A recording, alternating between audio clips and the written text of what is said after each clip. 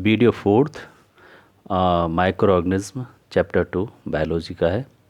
इसमें आज वीडियो 4 में हम आपको environmental uses of microorganism कराने वाले हैं। इसमें microbes such as bacteria and fungi act as a bodies of act on the bodies of a dead plant and animals and convert them into the simple substances। जो microbes होते हैं, micro organism होते हैं, bacteria और fungus होती है, वो bodies को डिकम्पोज करके कॉम्प्लेक्स फॉर्म को सिंपलर फॉर्म में कन्वर्ट कर देती है और जो कि सॉइल उसको इजीली कंज्यूम कर सकती है। These substance are used by other plants and animals, और वो सब्सटेंस प्लांट और अदर एनिमल्स यूज़ करते हैं। रिमूवल ऑफ डेड बॉडीज़, जो डेड बॉडीज़ का जो रिमूवल होता है by the action of microbes, जो माइक्रोब्स उसको डिकम्पोज कर देते हैं। कीप्स आवर प्लानिट क्लीन, उससे हमारा प्लानिट क्लीन रहता है। सपोज़ करिए माइक्रोऑर्गेनिज्म इस प्लानिट अर्थ पर ना हो, तो आप समझ सकते हैं कि जो प्लांट की लीव्स हैं, डेड ऑर्गेनिज्म हैं, डेड एनिमल्स हैं, डेड इंसेक्ट्स हैं, सबकी बॉडियाँ डिकम्पोज नहीं होंगी, वो इधर उधर पड़ी होंगी। इसलिए जो माइक्रोब्स हैं उनकी चाहे एनिमल की डेड बॉडी है, चाहे प्लांट की लीव्स हैं, चाहे प्लांट का स्टेम है, उसको डिकम्पोज करके उसको सिंपलर फॉर्म में कन्वर्ट कर देती है। इसलिए माइक्रो ऑर्गेनिज्म को प्लानेट क्लीनर भी कहा जाता है, एनवायरमेंटल क्लीनर भी कहा जाता है। Bacteria are also used in sewage treatment. Sewage treatment यानी कि जो हमारे सीवेज होता है, सीवेज में कुछ बैक्टीरिया हैं जो ऑर्गेनिक वेस्ट होती है उसको डिके करके, सड़ा के, डिकम्पोज करके सिंपलर फॉर्म में कन्वर्ट कर देते हैं और उसको फिल्टर करके फिर से रिप्योरीफाई किया जा सकता है। तो ये एनवायरमेंटल यूज़ हैं बैक्टीरिया जो माइक्रो ऑर्गेनिज्म के, और ये यहाँ पर फिनिश हो जाता है। आगे हम बात करने वाले हैं आपसे हार्मफुल माइक्रो ऑर्गेनिज्म, यानी कि जो माइक्रो ऑर्गेनिज्म हैं वो हार्मफुल कहाँ कहाँ हमें नुकसान पहुँचाते हैं, कहाँ कहाँ एनिमल्स को, कहाँ कहाँ ह्यूमंस को, कहाँ कहाँ प्लांट को नुकसान पहुँचाते हैं, इसके बारे में डिस्कस करेंगे। Harmful effect of micro organism can be divided into following 2 categories. जो हार्मफुल इफेक्ट जो होता है माइक्रो ऑर्गेनिज्म का, उसको 2 कैटेगरी में बांटा गया है।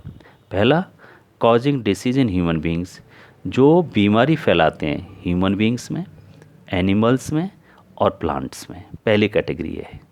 दूसरी कैटेगरी है फूड स्पॉइलेज, जो खाने को सड़ाते हैं, फूड को स्पॉइलेज करते हैं, दूसरी कैटेगरी वो है।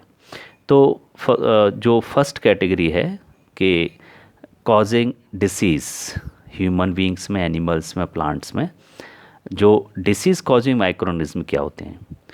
Micro organism that cause disease, जो माइक्रो ऑर्गेनिज्म बीमारी फैलाते हैं, किस में? ह्यूमंस में, एनिमल्स में और प्लांट्स में, उनको पैथोजेंस कहते हैं, उनको पैथोजेंस कहते हैं। फिर से हम रिपीट कर दें, micro organism that cause disease in humans, जो माइक्रो ऑर्गेनिज्म बीमारी का कारण बनते हैं ह्यूमंस में, एनिमल्स में, प्लांट्स में, उनको पैथोजेंस कहते हैं।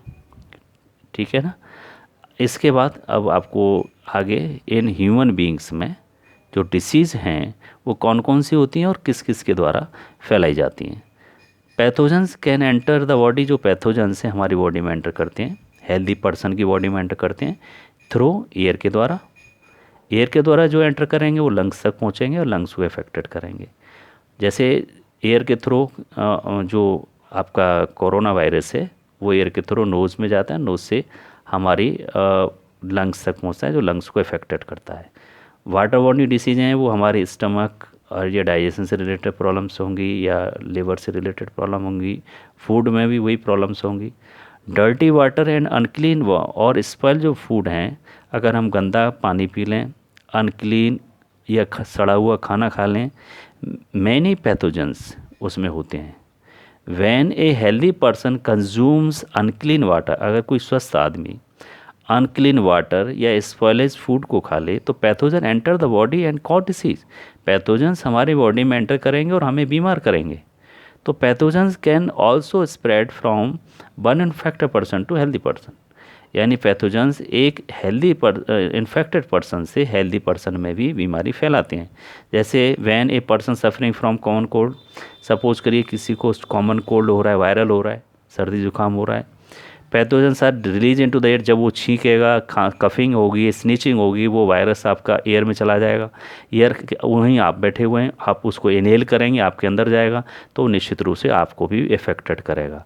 दीज पैथोजेंस में enter the body of A healthy person की बॉडी वो एंटर करते हैं वाइल ब्रीदिंग, एंड ही और सी में ऑल्सो गेट कॉमन कोल्ड, और वो उसके भी कॉमन कोल्ड हो सकती है। ऐसे ही ये कोरोना वायरस है कि जिसको कोरोना पॉजिटिव होता है, उसके अगर वो स्नीचिंग कर रहा है, कफिंग कर रहा है, तो उसकी वजह से आसपास की एयर में वो कोरोना वायरस फैल जाता है।